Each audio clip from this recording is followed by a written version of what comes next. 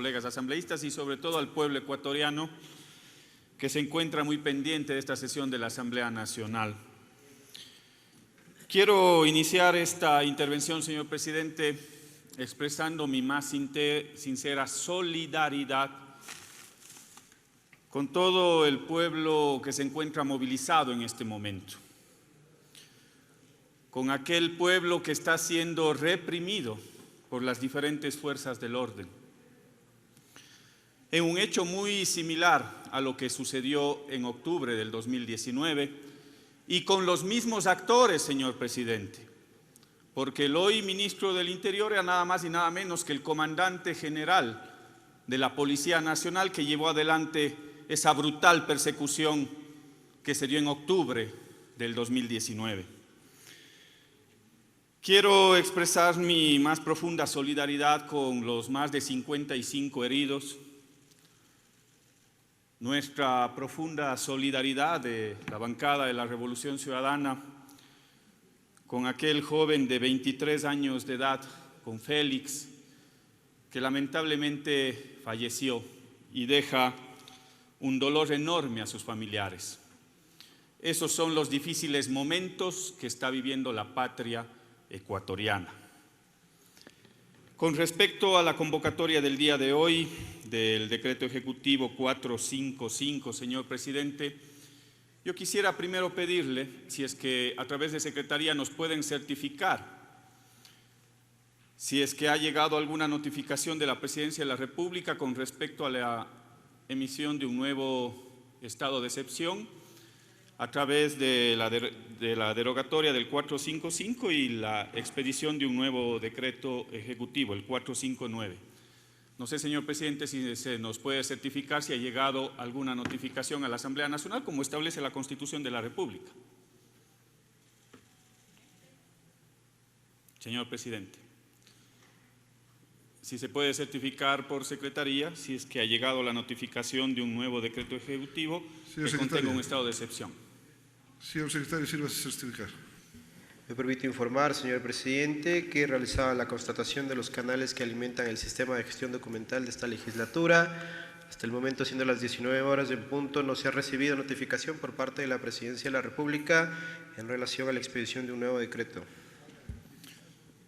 Gracias, señor presidente. Por lo tanto, tiene plena vigencia la posibilidad de nosotros seguir debatiendo con respecto a este decreto ejecutivo, mientras no sea notificado a la Asamblea Nacional conforme lo que establece la propia Constitución de la República. Sabemos de las jugarretas del gobierno, cuando este pleno de la Asamblea Nacional se presta a debatir acerca del decreto 455, remite un nuevo decreto ejecutivo. Pero esta Asamblea tiene que discutir con respecto a los efectos que ha causado ese decreto 455, sobre todo en lo que tiene que ver con las requisiciones, señor presidente.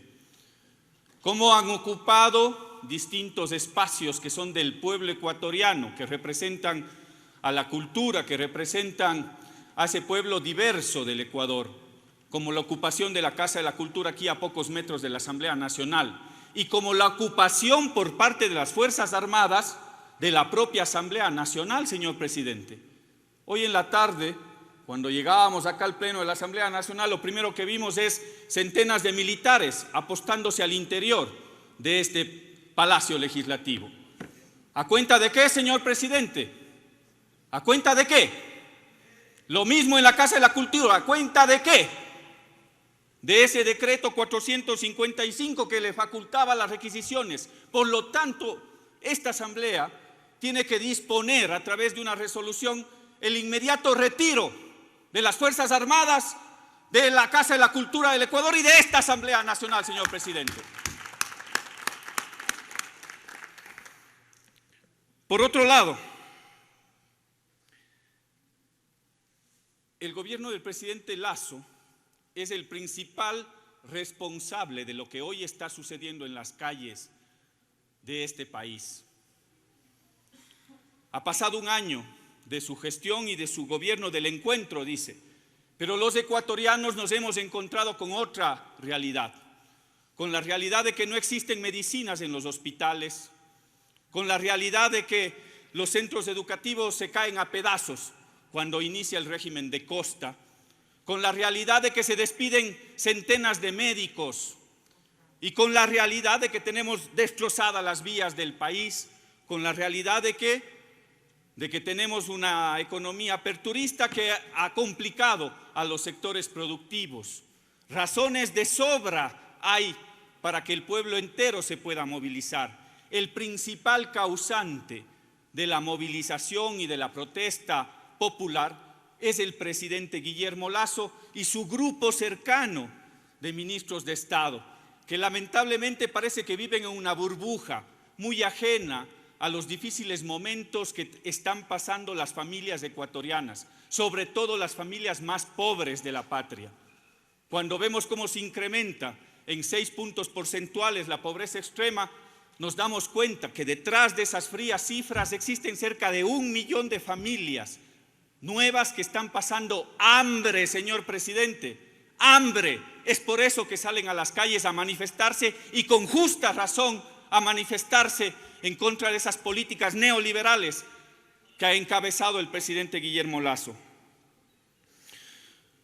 Por otro lado, señor presidente, yo le escucho al presidente Lasso en su serie de intervenciones a lo largo de esta semana plantear de manera recurrente la palabra diálogo. Pero el propio presidente Guillermo Lasso es el que se ha encargado de cerrar todas las puertas del encuentro, pues, y ha cometido una serie de errores que han precipitado una serie de movilizaciones adicionales.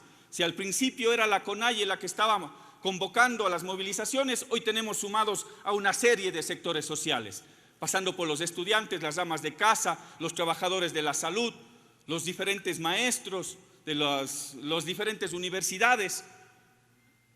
¿Quién ha provocado todo esto? El presidente Lasso. Y luego comete una serie de errores que desencadenan incluso un problema mucho mayor. Cuando le detienen a Leonidas Issa, uno de los convocantes de la movilización nacional. Luego firman este decreto 455, en el cual limita una serie de derechos y garantías constitucionales que nunca antes se lo había visto siquiera, señor presidente. Luego de eso, no contentos con el decreto ejecutivo, mientras están convocando al diálogo, lo primero que hacen es irrumpir las instalaciones de la Casa de la Cultura y de esta Asamblea Nacional. Y aquí me quedan algunas dudas, señor presidente. Y otro de los primeros convocados a la Asamblea Nacional debería ser el ministro de Defensa. ¿Por qué? Porque este decreto 455 lo firman recién en esta semana, el 17 de junio del 2022. Pero las movilizaciones arrancaron una semana antes, señor presidente. Entonces, ¿qué hacían las Fuerzas Armadas replegando a los manifestantes sin estado de excepción? Eso es muy grave, señor presidente y colegas asambleístas.